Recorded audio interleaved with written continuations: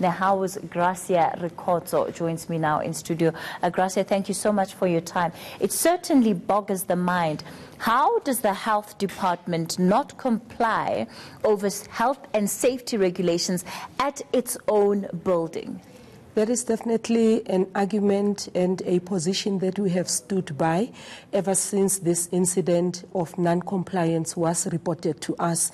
And to date, we really feel vindicated because there are several incidents that proves that what our members reported to us is indeed the case in terms of the state of the building.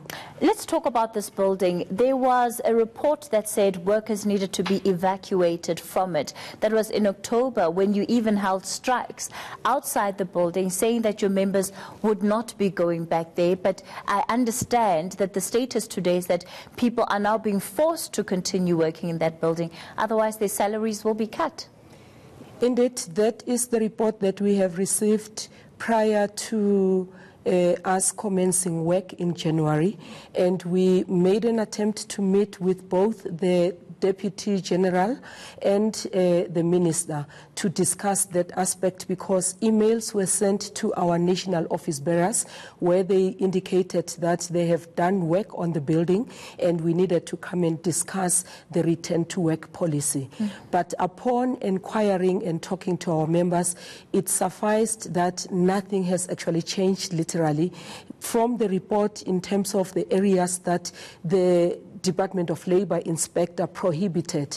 Kathy, you will not believe us that some of the offices, which is offices 1 to 7, from floor 1 to 29, were prohibited by the inspector. But management is actually forcing people to work under such offices. And to us, that is a complete disregard of the laws that governs us in the country, because at first we did not have that report, and they made an allegation that our members were just being sensitized.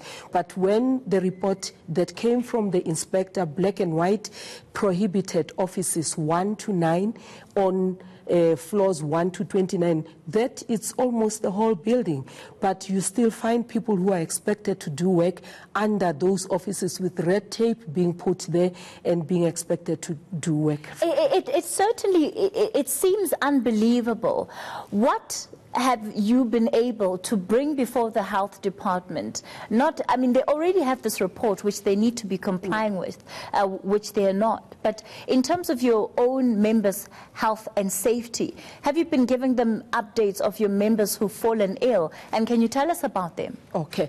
We have been able to compile records of members who have constantly visited doctors where they were diagnosed with symptoms that are related to what the building is all about. And we also had people that collapsed on duty, and when they went to hospitals, 3 of them, 2 are still in ICU. One was just recently, she died, unfortunately, and may her soul rest in peace. And this is a person that collapsed at work on the 12th of December. Management never bothered to go and visit this employee when was in hospital. Even after the person died on the 19th of January, management did not even visit the family, and workers became very angry and barred management from even attending the memorial service of this particular employee. Let's talk about what the issues are. You know, the fact that there's even been loss of life. What are the difficulties that people experience at the building? I understand one of the key issues is around air circulation and ventilation. Okay. The report from the Department of Labour definitely identified such difficulties in terms of ventilation, and there is this other substance that was actually found clinically so as the inspector was conducting the inspection. It is black dust. And what is said about this black dust, the inspector, because he is not a clinical person, instructed the department to conduct a clinical test on this black dust to ascertain whether it is actually dangerous, as it is found in even in the ventilation.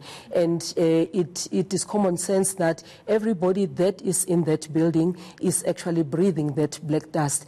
And that finding or that instruction by the Department of Labour was given to the department as far back as November the 8th. To date, the department has not actually done anything.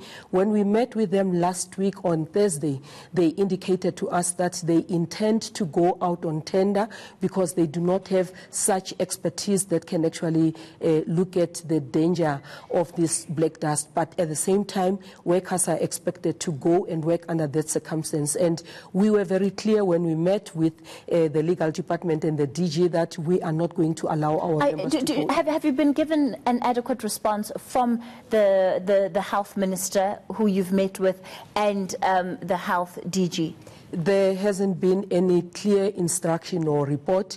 All they keep on telling us is that there are people who are working on site, and according to them, they've been getting progress. Do you believe them? We don't. We definitely don't. With the incidents that have happened, 7 of workers in the Department of Health have actually fallen ill. Reports were submitted to them. They've never came back to us to actually say anything contrary from what the clinicians who dealt with those patients have actually identified. At this point, do you feel you have enough support by way of labour law, by way of even this report that has been that had been commissioned by the department? Do you have enough support to tell your workers to not go and work in that building until it is safe? We definitely do, because there were clear instructions with clear timeframes which were given to the department. For instance, one of the urgent things that were supposed to have happened as far back as October again, it was to say